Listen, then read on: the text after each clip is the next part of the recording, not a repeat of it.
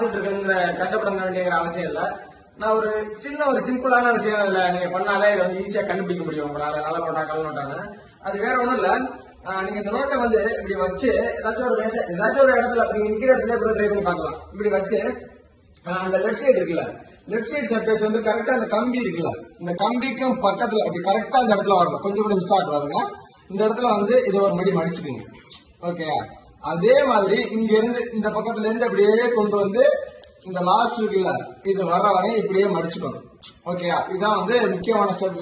நீங்க வந்து கரெக்டா மடிக்கணும். ஓகே, வந்து ஃபுல்லா மடிச்சிருக்கணும். அப்படியே திருப்பி எடுத்து இந்த மேல மடிச்சிருந்தீங்கல்ல, இந்த பகுதியை வந்து உள்ள வச்சிடணும். உள்ள வச்சுட்டு இது மேல இருக்கணும். ஓகே, இதுதான் ரொம்ப முக்கியமான விஷயம். இது வந்து முக்கால் வாசி தான் இருக்கும், ஃபுல்லாலாம் இருக்காது. இப்படி வச்சு முடிச்சதுக்கு அப்புறம் என்ன பண்ணணும்னா, கரெக்டா அவங்க கைய வந்து சென்டர்ல ஒரு குத்து. ஓகேயா, மேல ஒண்ணு கீழே ஒண்ணு. இது வந்து கரெக்டா இருக்கணும். 3 தான் பரவாயில்ல, அதுக்கு மேல பண்ணக்கூடாதுங்க. இப்படி பண்ணி முடிச்சதுக்கு அப்புறமாக்கி இதை எடுத்து பாத்தீங்கன்னு வைங்களேன், உள்ள காஞ்சா போட்டிருக்காருல கண்ணாடி, அது உடைஞ்சிருந்தா கள்ள நோட்டு, உடையலனா நல்ல நோட்டு. நல்ல வேலை உடையல, இது நல்ல நோட்டு.